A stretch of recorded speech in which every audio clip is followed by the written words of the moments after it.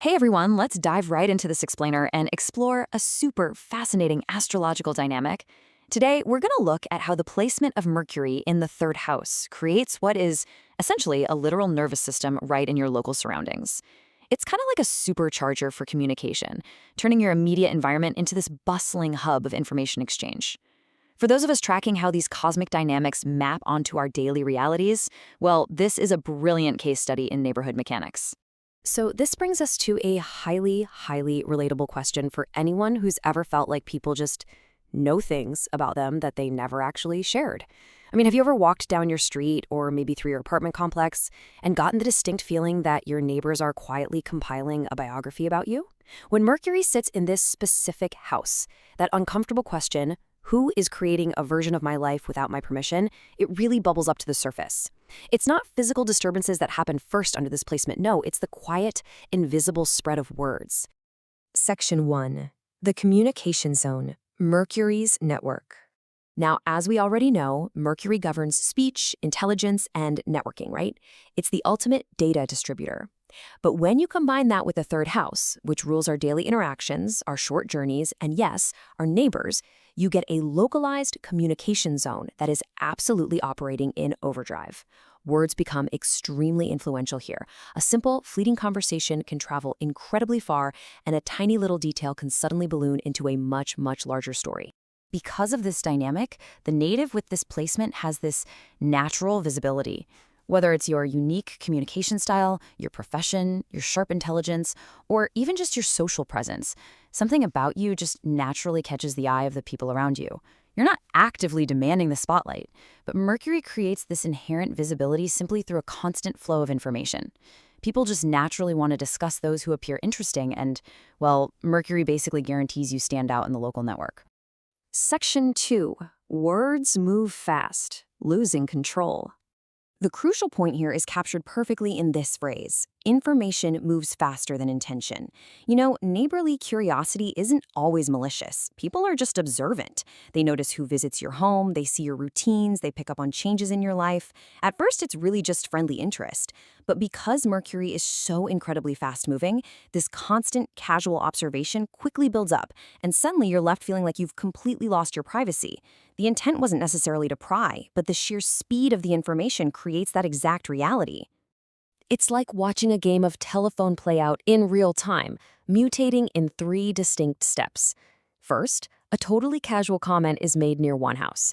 Next, because Mercury moves so rapidly, it carries that incomplete information right down the street, instantly becoming accepted neighborhood knowledge. Finally, by the time the actual truth arrives, the story has already changed several times over, cementing itself as a full-blown reputation issue. A totally private matter suddenly feels like public domain. Listen, Mercury isn't actively trying to spread false rumors. It's just a highly efficient courier of incomplete data. Section 3. Planetary Twists, Interfering Forces. This brilliantly illustrates the quote-unquote villains of our neighborhood story.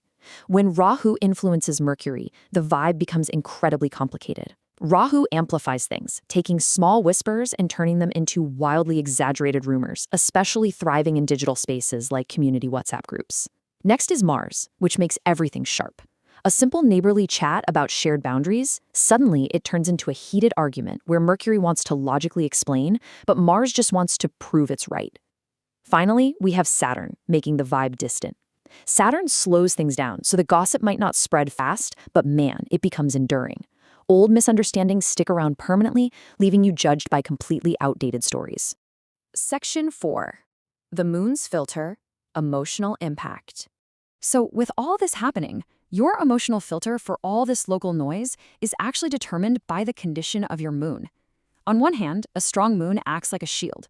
It allows you to realize that, hey, not every opinion deserves your attention, and it comfortably separates mere words from actual truth. But on the flip side, a weak moon makes every local comment feel deeply personal and just overwhelming. You absorb all those neighborhood discussions, every whisper feels incredibly meaningful, and your mind just keeps replaying casual conversations long after they've ended, which is honestly completely draining. Section 5. Owning Your Truth, Taking Back Control. The real answer here lies in the power of silence. The ultimate life skill taught by this specific placement is realizing that not everything actually needs to be explained. You have the absolute power to control the flow of information simply by limiting access to your personal details. Words create connections, yes, for sure, but they also create lasting impressions in your local environment. Learning when to speak up and when to strategically remain silent is quite literally your greatest defense against the Mercury rumor mill. You simply don't have to feed the network. Ultimately, the strongest response to neighborhood drama isn't getting into endless, exhausting arguments or knocking on doors to explain yourself. No, it's about clarity, consistency, and quiet confidence. Having this placement doesn't mean you're doomed to suffer bad neighbors forever. It just highlights that your reputation isn't only controlled by what others say, it's equally shaped by how wisely you share your own information and how calmly you respond to misunderstandings. Steady actions always speak way louder than fast words. And that brings us to our final takeaway for this explainer. People may talk about your life, but they do not have to define it. Before we wrap up, I really want you to think about your own local environment for a second. Are you constantly fighting to correct the narrative?